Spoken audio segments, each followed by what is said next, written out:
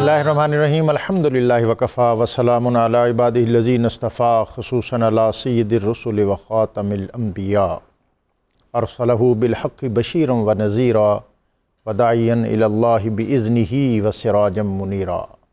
لفظ لفظ نور اور حرف حرف روشنی سے آراستہ نور قرآن کے ساتھ طاہر بخاری آپ سے مخاطب ہے۔ ناظرین، آج 7واں روزہ ہے اور قرآن پاک کے 7ویں سورہ اعراف اس کے مضامین سے اکتساب فیض کریں گے۔ اعراف عرف کی جمع ہے اور عرف بلندی کو کہتے ہیں۔ اعراف وہ مقام ہے جو جنت اور دوزخ کے درمیان قدرے اونچا، جہاں کچھ لوگوں کو کچھ عرصے کے لیے ٹھہرایا جائے گا، جو بارڈر لائن کیس ہوں گے، جن کی نیکیاں اور برائیاں، گناہ اور ثواب برابر ہوں گے، اور وہ یہاں رہ کر جنت کو بھی دیکھیں گے اور دوزخ کو بھی دیکھیں گے۔ جنت میں فوز و فلاح پانے والے اصحاب خوشی اور مسرت اور شادمانی میں ہوں گے، اور یہ جو اعراف میں مقیم لوگ ہوں گے یہ تاسف کریں گے کہ معمولی سے فرق سے، معمولی کوتاہی سے اس فوز و فلاح کی منزل تک پہنچنے میں کامیاب نہ ہو سکے۔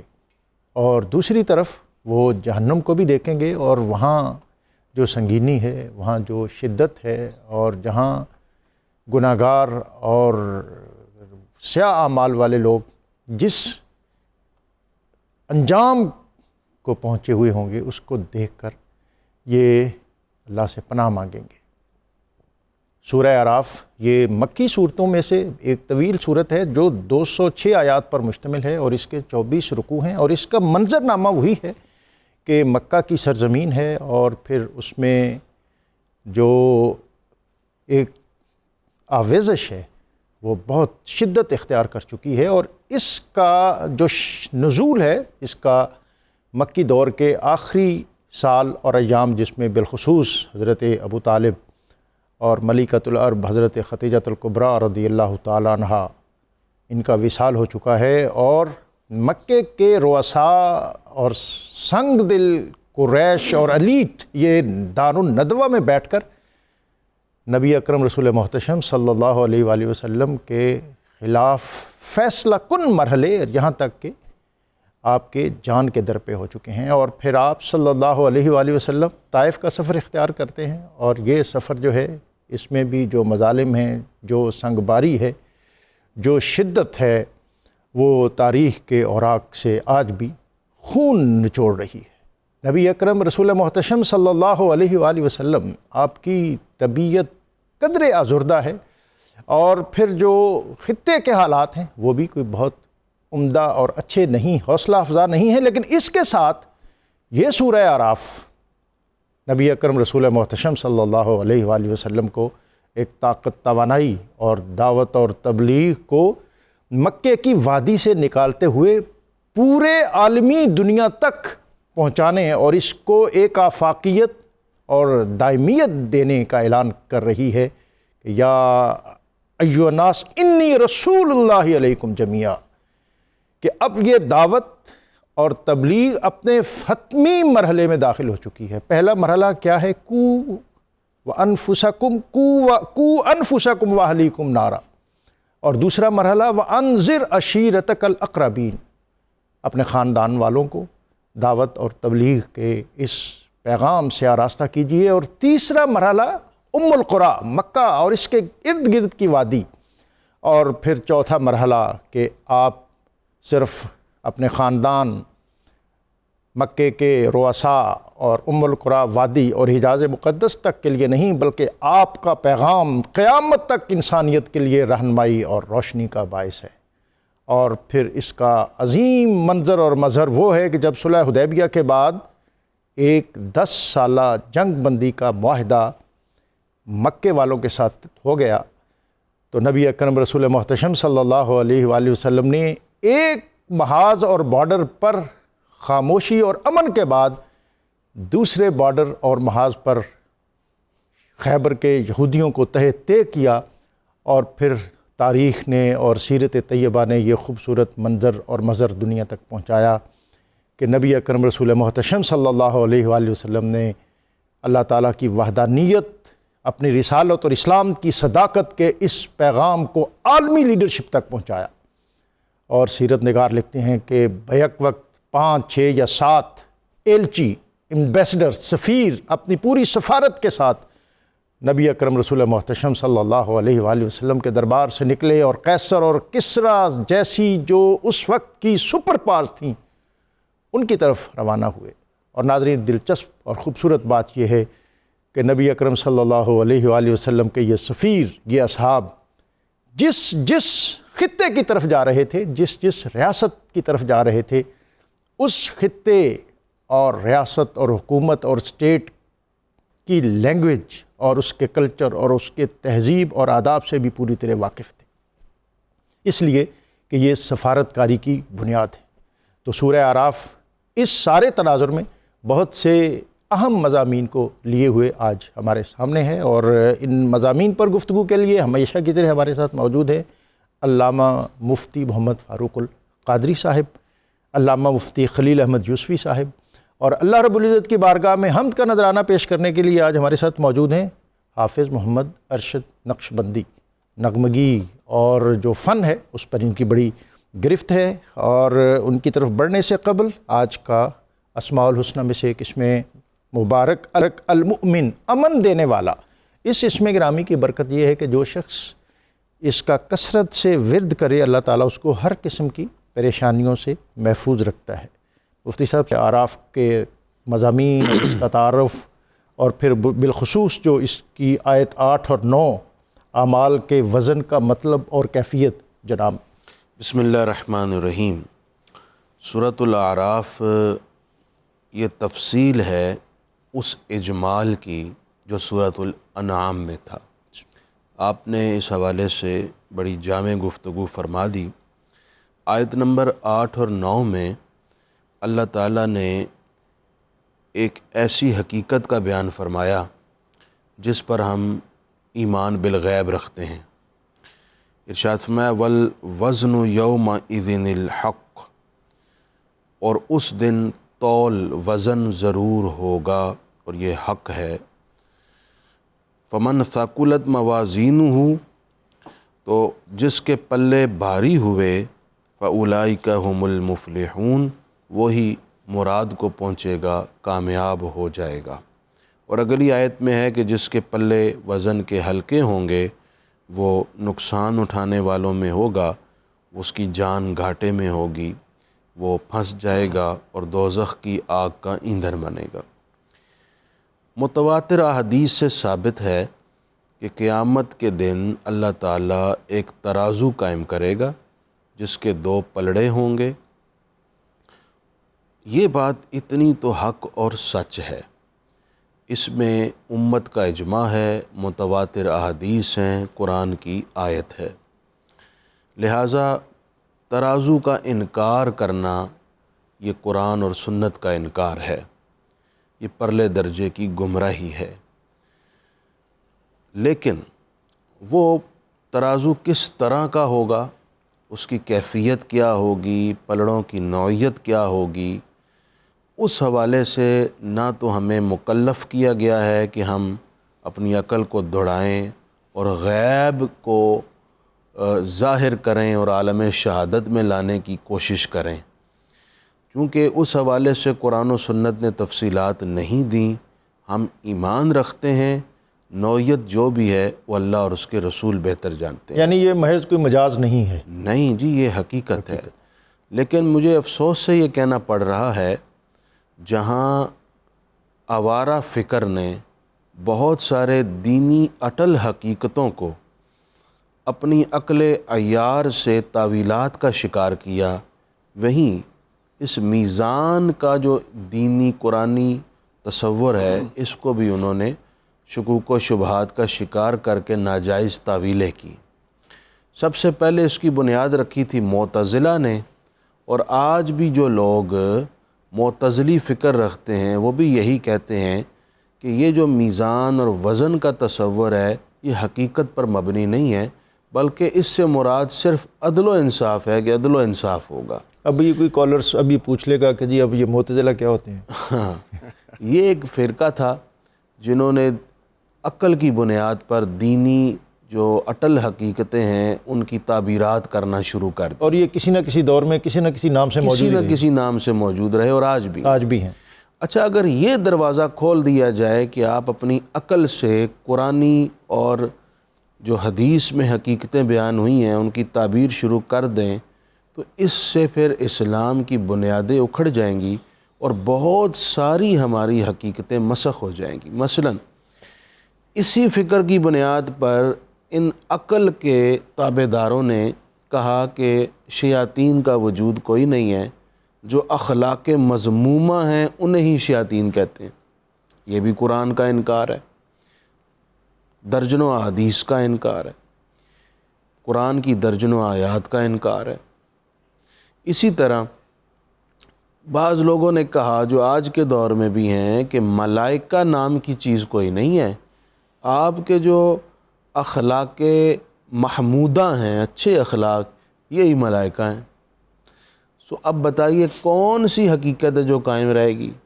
کہاں جائیں گے حضرت جبریل علیہ السلام، حضرت اسرافیل علیہ السلام، حضرت عزرائیل علیہ السلام اور دیگر ملائکہ جن کا قرآن و سنت میں جا بجا ذکر ہے، وہ سرب ان عقل کے شکوک و شبہات کا شکار ہو کر قرآن و سنت کی تفہیم اور جو حقیقتیں ہیں وہ سب کی سب مسخ ہو جائیں۔ اس جدید جو کمیونٹی ہے اس کو تو پھر صحیح لیڈرشپ اقبال ہی کی میسر آئی، جس نے کہا تھا کہ عقل قرباں کن بپیش مصطفیٰ۔ اس کا نام میں نے اس لیے لیا کہ وہ آکسفورڈ اور کیمبرج کا پڑھا ہوا تھا، لیکن اس کے باوجود عقل کو انہوں نے دین اور شرع کے تابع اور وہ میرے خیال وہ اس لیے اس نے کہا تھا کہ خیرہ نہ کر سکا مجھے جلوہ دانش فرنگ، سرما ہے میری آنکھ کا خاک مدینہ و نجف۔ ڈاکٹر صاحب بڑا ضروری ہے کہ آج آپ کہیں بھی کسی ادارے میں کسی بھی طرح کا علم پڑھیں، لیکن قرآن و سنت کو اگر آپ نے سمجھنا ہے تو وہی طریقہ اختیار کریں جو اسلاف اور اکابرین کا تھا، کہ قرآن کی تعبیر اور اس کی سمجھنے کے لیے، فہم کے لیے وہ مفسرین کرام کا سہارا لیتے تھے، جنہوں نے آج مفسرین کرام پر تنقید کر کے کہا جی ہر ایک ریڑھی والا اٹھ کے قرآن سمجھ سکتا ہے، تو پھر پورے کا پورا جو ہمارا علمی ایک اثاثہ کھڑا ہے، ایک بنیاد قائم ہوئی ہے دین اور شرع کی، وہ پھر انہی شکوک کا شکار ہوگی جو میں نے ابھی آپ کے سامنے پیش کیا ہے کہ کتنی بڑی حقیقت کا انکار ہے۔ اب دیکھیں میں 2-3 حدیث آپ کو سنانا چاہتا ہوں کہ میزان کا ذکر خود نبی پاک علیہ السلام نے بھی فرمایا۔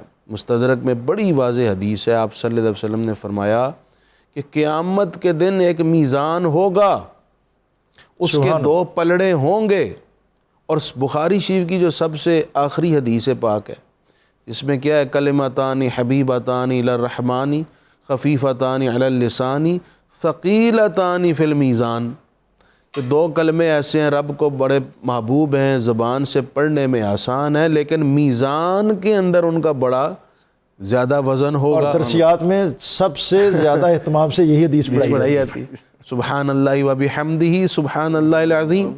دوسری حدیث پاک آپ صلی اللہ علیہ وسلم نے ارشاد فرمایا کہ اللہ تعالیٰ ایک میزان قائم کرے گا قیامت کے دن، اس کے 2 پلڑے ہوں گے، اور پھر آپ نے فرمایا کہ وہ پلڑے ایسے ہوں گے کہ تم 7 آسمان اور 7 زمینیں اور جو کچھ ان کے مابین ہے سب کچھ لا کر بھی ایک پلڑے میں رکھ دو، تب بھی اس پلڑے میں جگہ باقی ہوگی، یہ چیزیں اس پلڑے کو بھر نہیں سکتی۔ اللہ اکبر۔ ایک اور حدیث آپ کو سناؤں، آقا کریم علیہ السلام نے ارشاد فرمایا، اور میں ناظرین سے کہوں گا اس حدیث پر عمل کیجئے گا۔ حضور علیہ السلام ارشاد فرماتے ہیں کہ 7 آسمان و زمین مل کر بھی پلڑے کو نہیں بھرتے، اور دوسرا یہ فرمایا کہ 7 آسمان و زمین اور جو کچھ اس کے مابین ہے ایک پلڑے میں رکھیں، اور دوسرے پلڑے میں رکھ دیں کلمہ شہادت، اشہد ان لا الہ الا اللہ وحدہ لا شریک لہ واشہد ان سیدنا و مولانا محمد عبدہ و رسولہ۔ سبحان اللہ۔ حضور فرماتے ہیں کلمہ شہادت والا پلڑا بھاری ہوگا، سبحان یہ اتنا عظیم کلمہ ہے، یہ کلمہ پڑھا کریں، میں مفتی جس صاحب کو قدر زیادہ پڑھ سکتے ہیں پڑھا کریں۔ مفتی صاحب کو بھی گفتگو میں شامل کروں، اور اقبال بھی ذرا یاد آ رہے ہیں۔ وہ کچھ اقبال نے گرفت کی تھی اس ذہنیت کی، اس نے کہا تھا کہ خوش تو ہم بھی ہیں زمانے کی ترقی پہ، مگر لب خنداں سے نکل جاتی ہے پر آہ بھی ساتھ۔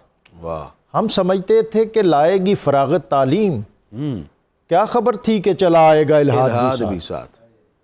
بات لمبی ہو جائے گی، ورنہ اکبر الہٰبادی نے تو اس سے بھی بڑھ کر کہا، تو اس نے کہا تھا کہ تم شوق سے کالج میں پڑھو، باغ میں پھولو، لازم ہے غباروں پہ اڑو، چرخ پہ جھولو، بس ایک سخن بندہ عاجز کی رہے یاد، اللہ کو اور اپنی حقیقت کو نہ بھولو۔ واہ واہ واہ۔ واہ واہ، مفتی خلیل احمد یوسفی صاحب، آپ کی طرف اور موضوعات، مضامین ایک خوبصورت پیرائے میں بیان ہوئے ہیں۔ سورہ اعراف آیت 11 سے 18، ابلیس کی سرکشی اور پھر عبرتناک انجام۔ بسم اللہ والصلاۃ والسلام علی رسول اللہ۔ سورہ اعراف کی آیت نمبر 11 سے 18 تک جو اللہ تعالیٰ جل جلالہ اور ابلیس کے درمیان میں گفتگو ہوئی ہے وہ بڑی بے مثال ہے۔ اللہ تعالیٰ جل جلالہ ارشاد فرماتا ہے کہ ہم نے آدم علیہ السلام کو اور ان کی اولاد کو تخلیق فرما کر حکم ارشاد فرمایا کہ آدم علیہ السلام کو سجدہ کریں۔ سب نے سجدہ کیا لیکن ابلیس نے سجدہ نہیں کیا، تو اللہ تعالیٰ جل جلالہ نے فرمایا ما منعک، کس چیز نے تجھے روکا؟ اس نے آگے سے جواب میں یہ کہا کہ انا خیر من خلقتنی من نار و خلقتہ من طین، میں بہتر ہوں۔ یہ تکبر کا پہلا جملہ ہے جو شیطان نے کہا اور اپنے آپ کو اللہ کی بارگاہ سے راندہ درگاہ کر دیا۔ حضور صلی اللہ علیہ وسلم کی حدیث مبارک ہے، حضرت حذیفہ بن یمان رضی اللہ تعالیٰ عنہ اس حدیث مبارک کے راوی ہیں، فرماتے ہیں آقا کریم صلی اللہ علیہ وسلم نے فرمایا دو چیزیں انسان کو تباہ کر دیتی ہیں، برا اخلاق اور تکبر، جو اللہ تعالیٰ کی بارگاہ سے انسان کو دور کر دیتے۔ یہ تکبر تھا جس کی وجہ سے شیطان نے اللہ تعالیٰ کی بارگاہ میں جگہ بنانے کے باوجود ساری عزت ختم کر دی۔ اللہ تعالیٰ جل جلالہ نے اس کے بعد جو اس سے بات کی وہ ہمارے ناظرین کے لیے بڑی قابل فہم ہے۔ فرمایا تو اتر جا، اس لیے کہ ہمارے پاس رہنے والا تکبر نہیں کر سکتا۔ اللہ اکبر، جو تکبر کرے گا اس کے لیے یہاں پہ کوئی جگہ نہیں، جو رہے گا اس میں تکبر نہیں ہے۔ اس میں تکبر نہیں ہوگا۔ جب اس کو اتارا تو اس نے کہا انظرنی الی یوم یبعثون، مجھے وقت دے۔ تو فرمایا ہم نے تمہیں ایک مقررہ مدت تک وقت دے دیا، اور وہ مقررہ مدت کیا ہے؟ قیامت تک۔ اس میں صوفیہ کرام نے بڑی بے مثال بات کی، کہا کبھی بھی یہ خیال نہ کرنا کہ دعاؤں کی قبولیت مقرب ہونے کے لیے کافی ہے۔ اگر دعاؤں کی قبولیت مقرب ہونے کے لیے کافی ہے تو بتاؤ پھر یہ دعا کیوں قبول ہوئی؟ یہ تو مقرب نہیں تھا، یہ تو ابھی تازہ تازہ راندہ درگاہ ہوا ہے، اور فرمائش کی اور پوری ہوئی، پوری ہو گئی، اسی وقت پوری ہو گئی۔ اسی وقت۔ تو کہا دعاؤں کی قبولیت اگرچہ مقربین کی ایک عظمت و شان ہے، لیکن قرب نبی صلی اللہ علیہ وسلم کی تابعداری کی وجہ سے، سبحان جو حضور صلی اللہ علیہ وسلم کی تابعداری کرے گا اللہ تعالیٰ اس کو قرب عطا فرمائے گا۔ اللہ تبارک و تعالیٰ نے اس کو موقع دے دیا، اس نے اللہ تعالیٰ کی بارگاہ میں کہا کہ میں قال فبما اغویتنی لاقعدن لہم صراطک المستقیم، میں سیدھے راستے پہ بیٹھوں گا، تیرے سیدھے راستے پہ بیٹھوں گا اور تاک لگا کے بیٹھوں گا، جو بھی وہاں سے گزرے گا میں اس کو گمراہ کروں گا۔ یہ اس نے اللہ تعالیٰ کو ایک چیلنج دیا۔ اور پھر اس کے ساتھ ساتھ اگر ہم اس کے ساتھ سورۃ صاد کو بھی ساتھ ملا لیں تو اللہ تعالیٰ جل جلالہ نے جو اس کو آگے سے جواب دیا، فرمایا تو نے جس کو گمراہ کرنا ہے کر لے، لیکن تیرا داؤ میرے صالح اور نیک بندوں پہ نہیں چلنے والا۔ اللہ اکبر، اللہ، یہ اللہ تعالیٰ جل جلالہ نے اس کو ارشاد فرمایا۔ سبحان اللہ۔ قرآن مجید کہہ رہا ہے کہ اس نے کہا ثم لآتینہم من بین ایدیہم ومن خلفہم وعن ایمانہم وعن شمائلہم، کہ میں 4 جگہوں سے اس کو پکڑوں، سامنے سے آؤں گا، پیچھے سے آؤں گا، دائیں سے آؤں گا، بائیں سے آؤں گا، اور میں ہر جگہ سے کوشش کروں گا کہ میں اس کو گمراہ کروں۔ مفسرین نے یہاں بھی بڑا بے مثال جملہ ارشاد فرمایا کہ جب تو ہر طرف سے آئے گا تو اوپر اور نیچے سے میری رحمت بندے کو ڈھانپ لے گی۔ سبحان اللہ۔ یہ جگہ خالی رہے گی تو اللہ تعالیٰ نے فرمایا رحمت میرے بندے کو یہاں سے ڈھانپ لے گی۔ مایوسی کے وقت اسی لیے بندہ اوپر نظریں اٹھاتا ہے۔ ویسے ہمارے علماء نے ایسے کر کے اشارے کرنے اور وہ چہرے اوپر کرنے سے بھی منع کیا کہ اس سے جہت کا تعین ہوتا ہے۔ تعین ہوتا ہے، ہاں۔ تو پھر فرمایا کہ جب تو جس طرف سے بھی آئے گا تو اپنا شکار کرنے کے لیے آئے گا، لیکن یاد رکھنا میں اپنے بندے کے لیے اپنی جگہ کھلی رکھوں گا۔ قال فخرج منها مذءوما مدحورا، کہا یہاں سے نکل جا کیونکہ تو راندہ درگاہ ہو چکا ہے۔ ایک بات یاد رکھ، لمن تبعک منہم لأملأن جہنم منکم اجمعین، دو باتیں اللہ تعالیٰ نے یہاں بیان فرمایا، تجھے اور تیری اتباع کرنے والے ساروں کو میں جہنم کی آگ میں پھینکوں گا اور جہنم کو تم سے بھر دوں گا۔ اس سے یہ پتہ چلا کہ جو بھی شیطان کے راستے پہ چلا ہے نا، اس کا ٹھکانہ دوزخ کیا۔ ہمارے مفسرین اکرام نے کہا کہ جب اللہ تعالیٰ جل جلالہ نے دیکھا کہ شیطان سجدے میں نہیں گیا اور اس سے وجہ پوچھی، اور دوسری طرف سے وہ فرشتے سر اٹھا کے بیٹھے، ان سے پوچھا اور یہ سارا منظرنامہ ہوا، تو وہاں ایک سجدہ اللہ کے حکم پر ہوا اور دوسرا سجدہ شکرانے کے طور پہ ہوا۔ اللہ تعالیٰ کے حکم پہ پہلا سجدہ ہوا اور دوسرا سجدہ شکرانے کی وجہ سے اس لیے ہوا کہ یا اللہ تیرا شکر ہے ہم نافرمان میں نہیں شامل ہوئے۔ پہلی نافرمانی شیطان نے حضرت آدم علیہ السلام کو سجدہ نہ کر کے کی، اور دوسری پھر اللہ تعالیٰ سے براہ راست مخالفت پہ اترا۔ اس سے ہمارے مفسرین نے ایک اور نقطہ ناظرین کو سمجھایا کہ جو شخص انبیاء کی تعظیم نہیں کرتا عنقریب وہ اللہ کی تعظیم بھی چھوڑ دے گا، جس طرح کہ شیطان نے کیا۔ تو یہ بڑا ضروری ہے کہ ہم اپنے لوگوں کو بتائیں کہ جو سپریم پوزیشن پہ بیٹھے ہوتے ہیں ان کی ہمیشہ عزت و تعظیم انسان کو محفوظ رکھتی ہے۔ یہ بہت سے عمدہ نکات ہیں جس میں میں چاہوں گا کہ بہت کم ہم بات اخلاقیات کے حوالے سے کرتے ہیں۔ جی ہاں، اچھے اخلاق کیا ہیں اور برے اخلاق کیا ہیں، اور حسد، بغض، کینہ، تکبر، یہ جو بیماریاں ہیں پھر ان کا علاج کس طرح ممکن ہے، یہ ضرور آج کیونکہ ہماری سوسائٹی اور ہماری نجی محفلیں اور ہماری معاشرتی زندگی بہت الجھی ہوئی ہے ان چیزوں میں، اور پھر ہمیں جسمانی طور پر تو بڑے اچھے فزیشن مل جاتے ہیں، روحانی اور اخلاقی طور پر ذرا دقت ہو گئی ہے مفتی صاحب۔ جی ہاں ڈاکٹر صاحب، یہ سورہ اعراف کی آیت نمبر 43 ہے۔ اللہ تعالیٰ نے اس میں جنتیوں کے اوصاف اور کوالٹیز کا ذکر کرتے ہوئے فرمایا، وَنَزَعْنَا مَا فِي صُدُورِهِم مِّن غِلٍّ، کہ ہم نے ان کے سینوں سے کینہ کھینچ لیا۔ اللہ اکبر، یعنی جنت میں ہر جنتی کا دل دوسرے جنتی کے حوالے سے صاف، شفاف اور مطمئن ہوگا۔ سبحان اللہ۔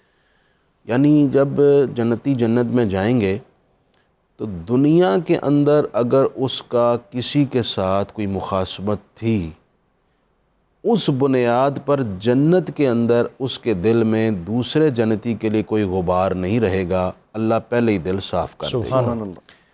اور بلکہ بخاری میں حدیث ہے کہ اللہ تعالیٰ جنتیوں کو جنت اور دوزخ کے درمیان ایک پل ہے وہاں پر کھڑا کرے گا، اور وہاں ان کے معاملات کو سیٹل کیا جائے گا، اور جو کسی کا کوئی لین دین تھا، کوئی کسی کا شکوہ شکایت تھی، سب وہاں پر نمٹا دیا جائے گا۔ پھر اللہ تعالیٰ ان کے دلوں سے ایک دوسرے کے لیے جو کچھ کوئی کینہ ہے یا کوئی کجی ہے تو وہ ساری نکالے گا، اس کے بعد انہیں جنت میں داخل کیا جائے گا۔ دوسری بات یہ ہے کہ جنت کے اندر آنے کے بعد ظاہر ہے ایک دوست وہ اوپر والے درجے میں چلا گیا، ایک بھائی بدرجہ بلند درجے میں چلا گیا، کسی مومن کا پروٹوکول بہت زیادہ ہے، اس کے درجے کے لحاظ سے اس کو زیادہ نوازا گیا ہے۔ تو دنیا میں تو ایک شخص دوسرے کی ترقی دیکھ کر جلتا، کڑتا اور حسد کا شکار ہوتا ہے، لیکن جنت کے اندر ایسا نہیں ہوگا۔ وہ جتنے مرضی بلند درجے پر ہو، یہ جنتی خوش ہوگا، ان کے دلوں سے اللہ کینے والی استعداد ہی نکال دے گا، اور ان کے دل دوسروں کے حوالے سے مطمئن رہیں گے۔ یہ کینہ ہوتا کیا ہے؟ سب سے پہلے ہم یہ سمجھیں، بندے کو جب آئے غصہ، اگر وہ بندہ غصے کے وقت کچھ کنٹرول کر کے، کچھ روحانی طریقہ اختیار کر کے، یا ظاہراً غصہ نکال کے اپنے دل کو صاف نہ کرے، تو یہ غصہ اندر ہی اندر باطن میں جا کر ایک گوشے میں بیٹھ جاتا ہے، اور بندہ اپنی عاجزی یا اپنے کمزوری کی وجہ سے اپنے مخالف پر چڑھائی تو نہیں کر سکتا، ہر ایک میں اتنی استعداد نہیں ہے، لیکن طاقت نہیں ہے۔ انتظار میں رہتا ہے۔ اب وہ اندر ہی اندر جو غصہ جا کے کہیں بیٹھا ہوا تھا وہ کینہ کی شکل اختیار کر لیتا ہے، دل کے گوشے میں ایک بغض، ایک عداوت، ایک نفرت پیدا کر لیتا ہے، اس کا اظہار بھی نہیں کرتا اور اندر ہی اندر اس نفرت کو پالتا ہے، اسے کہتے ہیں کینہ۔ حضور اکرم صلی اللہ علیہ وآلہ وسلم نے اس کینہ کی حوالے سے امت کو بڑا ڈرایا ہے۔ آپ صلی اللہ علیہ وسلم کا یہ فرمان ہی تمام فرامین کی سمجھیے کہ ایک خلاصہ ہے۔ آپ نے ارشاد فرمایا کینہ سے بچنا، اس لیے کہ یہ ایک ایسی بیماری ہے جو تمہارے دین کو مونڈ کر رکھ دے گی، یعنی تم ذاتی اعتبار سے اپنے ذات کے اندر جو تمہیں دین حاصل ہے اس دین کے اعمال صالحہ کو، تمہارے باطن کی نورانیت کو سب کو جلا دے گا، اور پھر عام جو دین ہے ہمارا اس دین کو بھی یہ کینہ نقصان دے گا، کیونکہ کینے والے نے تو پھر کینہ پورا کرنا ہے، اس نے اپنی ذات کو اندر نقصان تو دیا ہی دیا ہے، اب کہیں نہ کہیں کبھی وہ دین کو اگنور کر کے اپنے کینے کو بلند رکھے گا، جس کی وجہ سے دین کو نقصان پہنچے گا۔ تو آپ صلی اللہ علیہ وسلم نے اس طرح کینے سے روکا۔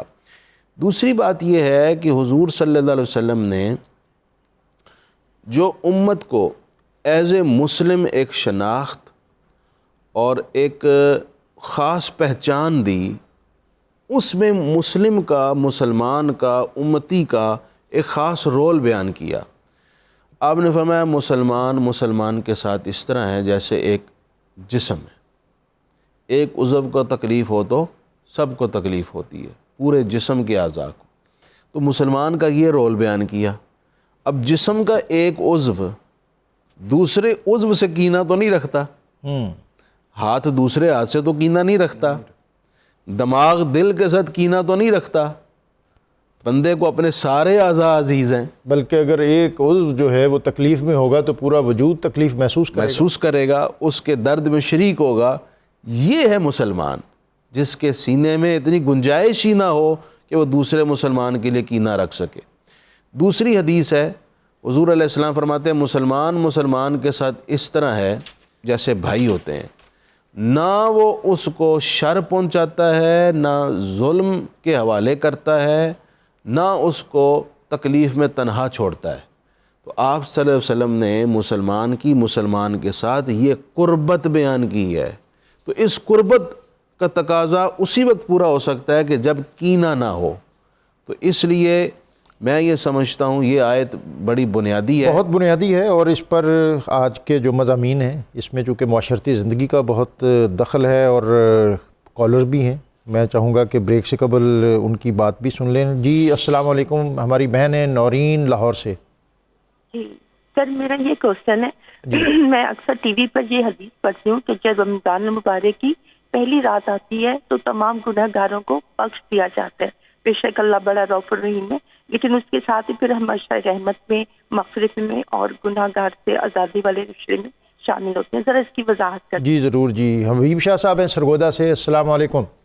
وعلیکم السلام ڈاکٹر حبیب شاہ سرگودا جامعہ سے، کیسے ہیں؟ جی آپ ٹھیک ہیں؟ جی کیا کہنا چاہتے ہیں جناب؟ آپ کا بہت ماشاءاللہ اچھا پروگرام چل رہا ہے۔ جی میرا یہ سوال تھا کہ سلطان باہو رحمۃ اللہ نے فرمایا باعث فقیراں کسی نے ماریا یہ ظالم چور اندر دو، نفس خوشی کا طریقہ بتائیں جی۔ یہ وہ کہتے ہیں کہ وہ ضروریت ہے، مرتا پوری طرح نہیں ہے لیکن ذرا پوٹینسی اس کی لو ہو جاتی ہے، لیکن یہ بات صوفیاء ہمارے علماء جو ہیں یہ صوفی بھی ہیں، اس پر بات ان سے رہنمائی لیں گے۔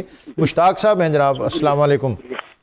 وعلیکم السلام ورحمۃ اللہ وبرکاتہ۔ سر میرا سوال یہ تھا کہ پہلے ہم کاشت کرتے تھے زمینوں میں تو سال میں 1 یا 2 فصل کاشت کرتے تھے جی، اور اس پر فصلانہ سال کے حساب کے دیا کرتے، اور آج ہم مصنوعی جو آبپاشی کے ذرائع ہیں ہمارے پاس آ چکے ہیں اور ہم 3 4 فصلات لے رہے ہیں، تو اس کی فصلانے کی کیا تفصیلات ہوں گی ہمارے لیے، اس کے حوالے سے سوال۔ جی یہ ابھی بریک کا وقت ہے، ناظرین بریک سے واپس آئیں گے تو سورہ اعراف کے مضامین اور پھر جو ہمارے کالرز کے کویسچن اور دیگر جو ضروری تفصیلات ہیں آج کے موضوع کے حوالے سے وہ اپنے علماء سے لیں گے۔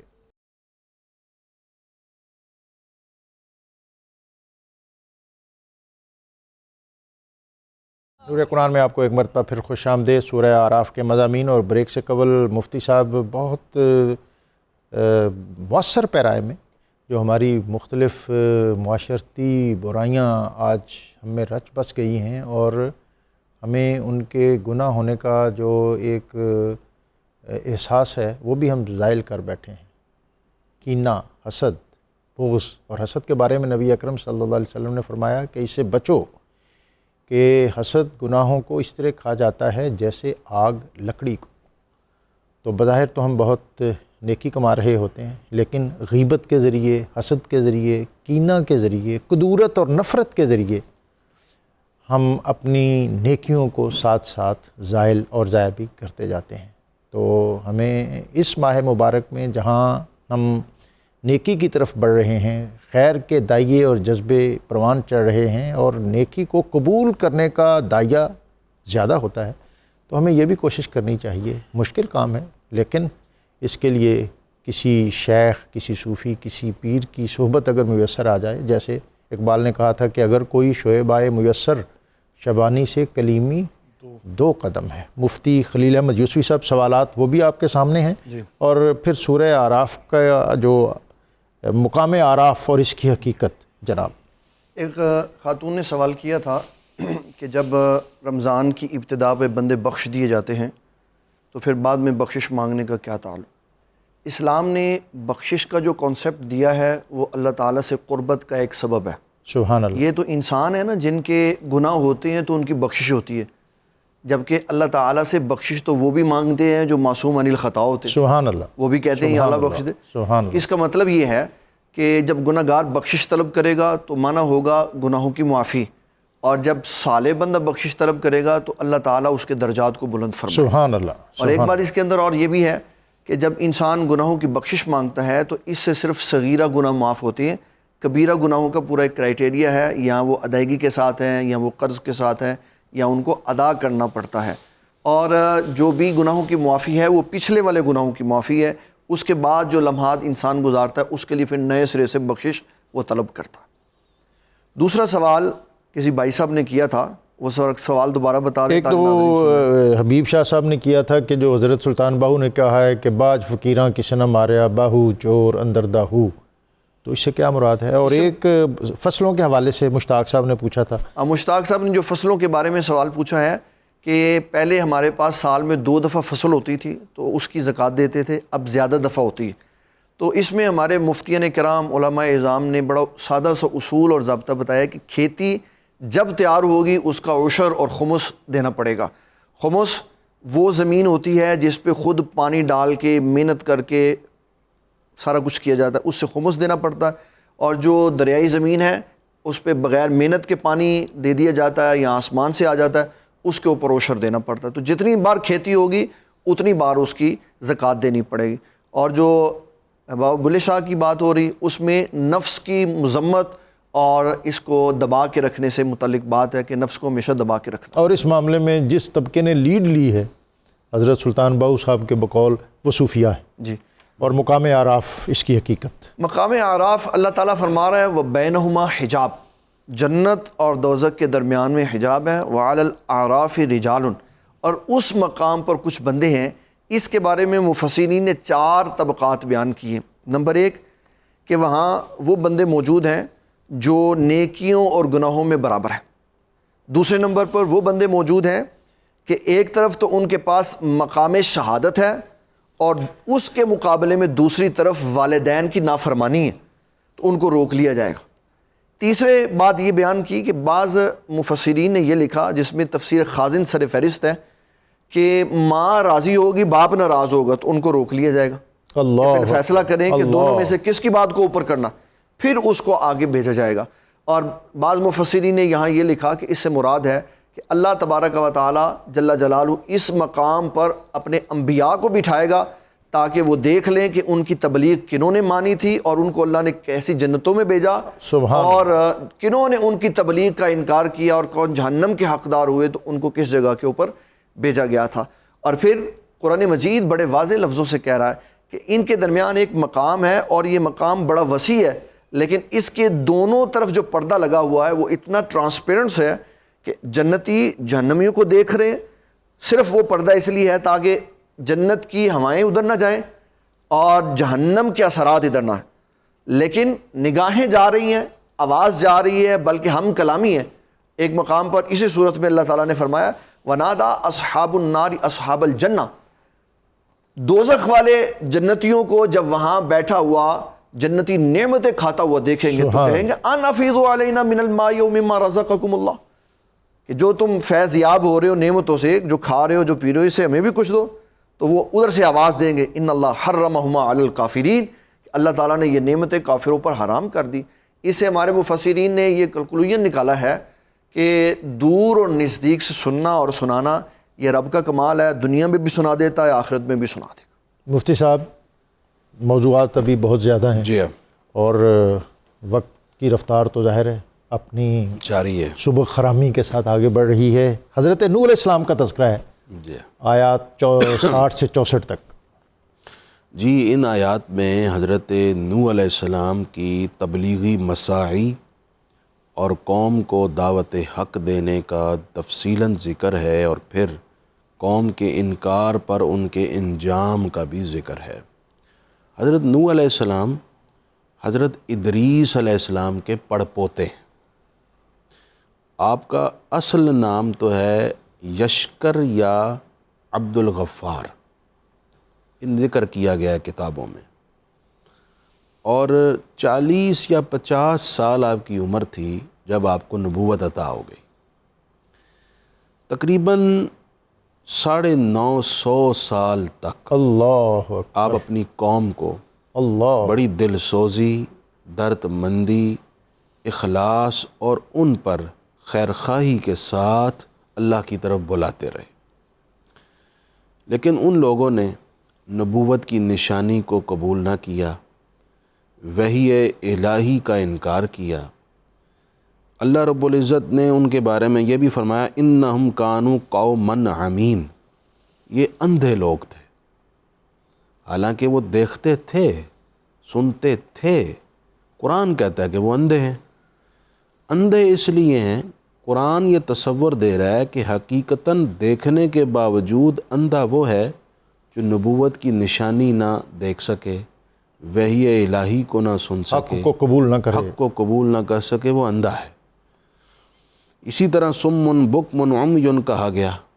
مکہ کے کفار حضور آقا دو عالم صلی اللہ علیہ وسلم کے وجود سے استفادہ نہ کر سکے، اور آپ نے جو وحی دی قبول نہ کیا، انہیں بھی گونگا بہرا اندھا کہا گیا۔ تو نوح علیہ السلام نے اتنا طویل عرصہ دیکھیے، یہ بھی میں عرض کر دوں، سب سے زیادہ صبر ہوتا ہے، برداشت ہوتی ہے نبی کے اندر۔ بے شک ان کی طرف سے مزاحمت بھی برداشت کی، تمسخر اور استہزاء بھی برداشت کیا، بات بات پر ان سے وہ جو جھگڑا کھڑا کرتے تھے وہ بھی برداشت کیا۔ اس کے باوجود یہ تھوڑا عرصہ ہے، 950 سال ان کو سمجھاتے رہے۔ ان سارے مراحل کو بیان کرنے کے لیے کئی پروگرام چاہیے، نور قرآن کی کئی نشستیں چاہیے۔ بے شک بالآخر جناب جب ان کا انکار قائم دائم رہا تو اللہ رب العزت کی طرف سے مہلت ختم ہو گئی۔ فَكَذَّبُوهُ، انہوں نے جھٹلایا، فَأَنْجَيْنَاهُ وَالَّذِينَ مَعَهُ فِي الْفُلْكِ، تو ہم نے نوح علیہ السلام کو اور ان کے ساتھیوں کو جو ان کے ساتھ کشتی میں سوار ہوئے انہیں بچا لیا۔ اچھا، یہ سورۃ الاعراف میں اجمال سے ذکر ہے، سورہ ہود میں آیت نمبر 25 سے یہ واقعہ تفصیل کے ساتھ شروع ہوتا ہے کہ کیسے پھر ان پر عذاب الہی آیا۔ وَأَغْرَقْنَا الَّذِينَ كَذَّبُوا بِآيَاتِنَا، تو جنہوں نے ہماری آیتوں کو جھٹلایا تھا ان سب کو ہم نے غرق کر دیا اس طوفان میں جسے ہم طوفان نوح کہتے ہیں۔ حضرت نوح علیہ السلام کے ساتھ 40 مرد اور 40 عورتیں کشتی میں سوار ہوئے، یہ سب بچے، اس طوفان سے بچے، عذاب الہی سے بچے، لیکن ان 40 مرد اور عورتوں میں سے کسی کی آگے نسل نہیں چلی، نسل صرف حضرت نوح کی چلی۔ اسی وجہ سے آپ کو آدم ثانی کہا جاتا ہے، سبحان اللہ، کہ حضرت آدم علیہ السلام کے بعد دوسری شخصیت آپ ہیں جن سے انسانیت آگے پھیلی ہے۔ اچھا، ان ساری آیات میں حضور نبی اکرم صلی اللہ علیہ وسلم کی نبوت پر ایک بین دلیل بھی ہے، وہ یہ کہ اللہ کے رسول علیہ السلام نوح علیہ السلام سے ہزاروں سال بعد تشریف لا رہے ہیں، لیکن ان کے دور، ان سے قبل اور بعد کے انبیاء کرام کے احوال ڈیٹیلز کے ساتھ بیان کر رہے ہیں جن سے اہل کتاب نے بھی انکار نہیں کیا. تو یہ تو کوئی اور شخص نہیں بتا سکتا، نبی بتا سکتا ہے. تو یہ دلیل بھی ہے حضور علیہ السلام کی نبوت پر. تو اس سارے واقعے کا خلاصہ یہ ہے کہ نبی جو کہتا ہے وہی حق ہوتا ہے اور وہی نجات کا راستہ ہوتا ہے. مفتی صاحب، قوم حضرت نوح علیہ السلام کی جو آواز، پھر ربنا افتح بیننا و بین قومنا، اور پھر جو شکست و ریخت اور عبرتناک انجام. قبلہ، اس میں جو حضرت سیدنا لوط علیہ السلام اور نوح علیہ السلام کا ذکر بیان ہوا ہے، یہ بڑا ہماری قوم کے لیے سمجھنے والا ہے کہ جب انبیاء کی نافرمانی ہوتی ہے تو اللہ تبارک و تعالیٰ اس کے نتیجے میں قوموں کا خاتمہ کلی طور پہ کر دیتا. یہ نوح علیہ السلام کی قوم کا خاتمہ ہوا کہ ان کو غرق کر دیا گیا، جس طرح بھی قبلہ نے کہا. آگے بات آئی حضرت سیدنا لوط علیہ السلام کی قوم کی اور ان کی اس عادت کی جو لوگوں کے اندر چل رہی. ناظرین کو اور بالخصوص نوجوان لڑکوں اور لڑکیوں کو یہ سوچنا پڑے گا کہ یہ جو گیز اور لسبین کی بیماریاں ہیں، جس کو ہم جنس پرستی کہا جاتا ہے، یہ حضور صلی اللہ تعالیٰ علیہ وسلم 3 بار اپنی زبان وحی ترجمان سے فرمایا لعنت ہے، لعنت ہے، لعنت ہے اس شخص پہ جو مرد یا عورت ایسا کام کرے. اور پھر مثالیں دے کے سمجھایا ہے کہ دنیا میں کوئی ایسا جانور نہیں ہے جو اپنی جنس کے ساتھ یہ عمل کرتا ہے جو عادت انسان کے اندر آ گئی ہے کہ وہ یہ کام کرتا. اس سے طبی خرابیاں ہیں، اس سے ذاتی خرابیاں ہیں. اسلام نے، میں نے سنا ایک بندے کو وہ کہہ رہا تھا اس سے تواضع پیدا ہوتی ہے. جس پہ اللہ کے رسول لعنت کرے اس پہ کیسی تواضع ہے؟ وہ تو ملعونوں والا کام ہے. بلکہ نبی صلی اللہ تعالیٰ علیہ وسلم نے تو فرمایا فاعل اور مفعول دونوں کو قتل کر دیا جائے، کسی ایک کو نہیں چھوڑنا. سوسائٹی تباہ ہو رہی ہیں، گھر تباہ ہوتے ہیں. بالکل، فاعل اور مفعول دونوں کے اوپر سزا کا. اور ہمارے اسلاف نے اس کے اندر نبی صلی اللہ علیہ وسلم کا جو خوبصورت پیراہن بیان کیا، تقوی والا، طہارت والا، پاکیزگی والا، شرافت والا، وہ یہ ہے کہ وہ جو نوجوان لڑکا ہے نا، جس کو ابھی تھوڑے تھوڑے سے داڑھی اور مونچھ کے بال آ رہے ہیں، جوانی کی طرف جا رہا ہے، کہا اس سے ویسے ہی پردہ کرنا ہے جیسے نوجوان عورت سے پردہ کیا جاتا. کیوں؟ یہ شیطان کے ساتھ ملانے میں اور وسوسہ پیدا کرنے والے میں عورت کی مثل ہو جاتا ہے. اور پھر قرآن مجید فرقان حمید نے اس جرم کا ارتکاب کرنے والوں کی سزا قاضی کی ثواب دید کے اوپر چھوڑی تعزیر کی صورت میں. اور اس قوم کو جو اللہ تعالیٰ نے عذاب دیا ہے وہ آسمان سے پتھر برسائے ہیں کہ پتھر مار کے ان کو مارو. اور قاضی کی ثواب دید یہ ہے کہ اگر قاضی دیکھے کہ یہاں اس طرح کا جرم نہیں ہو رہا تو وہ انگلی کے اشارے سے کہہ سکتا ہے بھی آئندہ نہیں کرنا. یہاں بھی وہ اتنی بھی کم لیول پہ جا کے بات کر سکتا. اور اگر جرم کا بہت زیادہ بڑھاؤ ہے تو پھر وہ ایک بندے کو 100 بار موت کی سزا بھی دے سکتا ہے تاکہ لوگوں کے لیے عبرت بن جائے، دوبارہ کوئی ایسا کام نہ کر سکے. اور میں اپنی ذاتی زندگی میں اس تجربے پہ پہنچا ہوں کہ یہ ساری باتیں ہم سن لیتے ہیں اور ثواب ہو جاتا ہے، لوگوں تک پہنچ جاتی ہے، لیکن معاشرے میں اس کا فائدہ اس لیے نہیں ہو رہا کہ قانون سازی نہیں. قانون سازی، قانون بنے ہوئے ہیں، ان کے اوپر عمل پیرا نہیں ہو رہا. جب تک قانون کے مطابق مجرم کو سزا نہیں دی جائے گی اس وقت تک معاشرہ، سوسائٹی امن اور راحت اور سکون کے ساتھ نہیں رہ سکتے. حضور صلی اللہ علیہ وسلم کی اس کے اندر جو قانون سازی کی مثال ہے نا، وہ بڑی بے مثال ہے. کہ آپ صلی اللہ علیہ وسلم کے زار زمانہ حیات میں مدینۃ المنورہ میں کسی نے ایک چھوٹی سی بچی کو قتل کر دیا مدینہ شریف کی گلی میں. آپ نے پکڑا مجرم اور آپ نے فرمایا اس لڑکی کو، اس بچی کو، چھوٹی کو پوچھا کہ تجھے کس نے مارا. پھر آپ نے خود سارے نام لیے، اس نے اشارے سے بتایا. جب اس بندے کو پکڑ کے لایا گیا تو آپ کے چہرے کے جلال اور ہیبت سے وہ انکار نہیں کر سکا. آپ نے قانون سازی کا ثبوت دیے. آپ نے فرمایا اس کو یہیں لٹا کے اس کے سر پہ پتھر مار کے اس کا سر کچل دو. تاریخ مدینہ میں اس کے بعد کسی کی بیٹی نہیں اٹھائی گئی. مفتی صاحب کنکلوڈ کر دیں آج کے موضوعات کو. اور یہ آخری جو ٹاپک ہے، یہ بھی یقیناً ہمارے لیے اس میں عبرت بھی ہے اور دعوت بھی کہ ہم کس طرح اپنے سوسائٹی کو، اپنے ماحول کو، اور پھر ہماری جو جدید درسگاہیں ہیں اور اس طرح کے اور بہت سے جو ہمارے انسٹیٹیوٹ ہیں جہاں دعوت اور تبلیغ کی آواز اس طرح نہیں پہنچتی، تو ان کو کیا کرنا چاہیے، ان کے جو کارپرداز ہیں ان کے لیے اس عہد میں کیا کچھ ضروری ہے؟ ڈاکٹر صاحب، اس میں ایک پیغام بھی ہے ان لوگوں کے لیے جو اہل مغرب کے زمزمہ سنج رہتے ہیں۔ افسوس سے کہہ رہا ہوں، دنیا کے کئی ممالک میں قانون بنا دیا گیا ہے کہ مرد مرد سے شادی کر سکتا ہے، اور سازش کا یہ تانا بانا اب پاکستان میں بھی داخل ہو گیا ہے۔ ایسے ہی کچھ عرصے سے ہم دیکھ رہے ہیں کہ ایسی حرکات پاکستان میں بھی کی جاتی ہیں، اور باقاعدہ جو ایک امریکن NGO ہے اس بدترین فعل کے علم بردار جو اس کو فروغ دینا چاہتے ہیں، اس کے کچھ ممبران بھی پاکستان میں نے پڑھا کہ وہ بنا دیے گئے۔ اس حوالے سے سب سے زیادہ ضروری ہے کہ اداروں میں، یعنی تعلیمی اداروں میں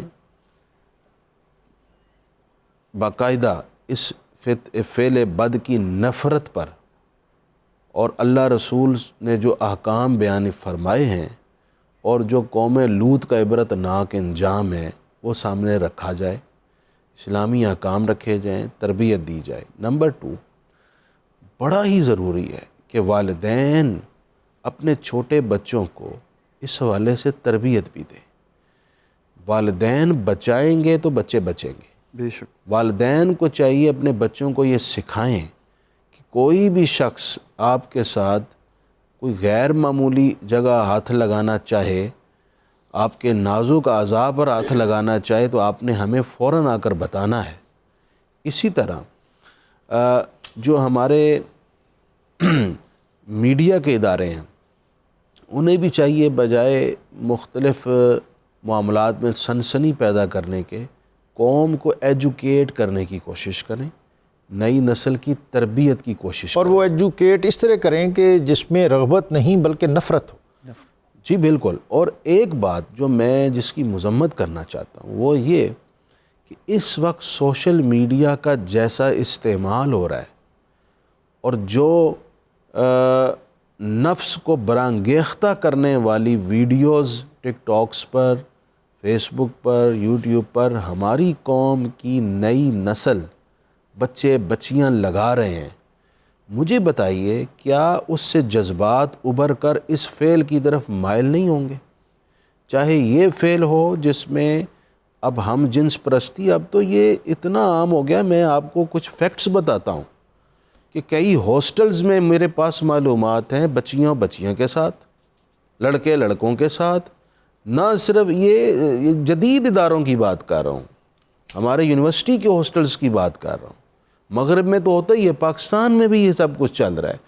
سو اس حوالے سے یہ جو میڈیا ہے نا، اس کو فلٹر کرنے کی بڑی ضرورت ہے۔ میں سوشل میڈیا کی بات کر رہا ہوں جس میں یہ مختلف ایپس اور میں سمجھتا ہوں جب کہ تک اس کو فلٹر نہیں کیا جائے گا جذبات ابھرتے رہیں گے، اور الٹیمیٹلی آپ کتنا روک لیں گے؟ قانون تو اس واقعے پر حرکت کرے گا نا جو سامنے آ گیا، جو سامنے نہیں آئے اور سب کچھ ہو رہا ہے رضامندی کے ساتھ، وہ کیسے روکا جا سکتا ہے؟ وہ تربیت کے ساتھ اور برائی کے جو جہاں سے نشانات ابھرتے ہیں ان کو فلٹر کر کے۔ اور اس میں سمجھتا ہوں کہ بہت زیادہ ذمہ داری جو ابتدائی درسگاہ ہے، جو بنیادی مکتب ہے، وہ گھر ہے۔ والدین کی بہت ذمہ داری ہے کہ وہ اپنے بچوں، ان کی دوستیوں پہ، ان کی رفاقتوں پہ نظر رکھیں، ان کی تربیت کا جو اسلامی منہج ہے اس کو اختیار کریں۔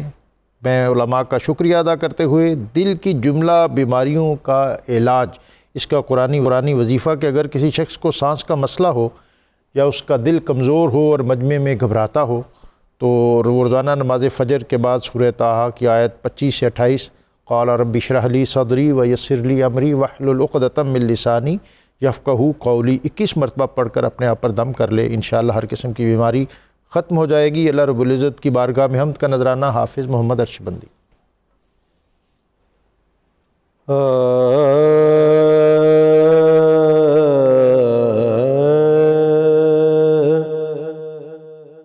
زمین و آسمان میں جو بھی کچھ ہے سب اسی کا ہے، زمین و آسمان میں جو بھی کچھ ہے سب اسی کا ہے، مکانوں لا مکان میں جو بھی کچھ ہے سب اسی کا ہے، سمندر کی سبھی گہرائیاں زیرے نگی اس کے، سمندر کی سبھی گہرائیاں زیرے نگی اس کے، فضائے بے قرار میں جو بھی کچھ ہے سب اسی کا ہے، فضائے بے قرار میں جو بھی کچھ ہے سب اسی کا ہے، طلب کے بیج ارادوں کے شگوفے نیتوں کے پھل، طلب کے بیج ارادوں کے شگوفے نیتوں کے پھل، دلوں کے گلستاں میں جو بھی کچھ ہے سب اسی کا ہے، دلوں کے گلستاں میں جو بھی کچھ ہے سب اسی کا ہے، کریں کس چیز کا ہم تذکرہ، کس چیز کو چھوڑیں، حصارے این و آ میں جو بھی کچھ ہے سب اسی کا ہے، حصارے این و آ میں جو بھی کچھ ہے سب اسی کا ہے، کواکب بغیر و بر کوہ و دمن شمس و قمر نازش، غرض سارے جہاں میں جو بھی کچھ ہے سب اسی کا ہے، غرض سارے جہاں میں جو بھی کچھ ہے سب اسی کا ہے، مکانوں لا مکان میں جو بھی کچھ ہے سب اسی کا ہے، زمین و آسمان میں جو بھی کچھ ہے سب اسی کا ہے۔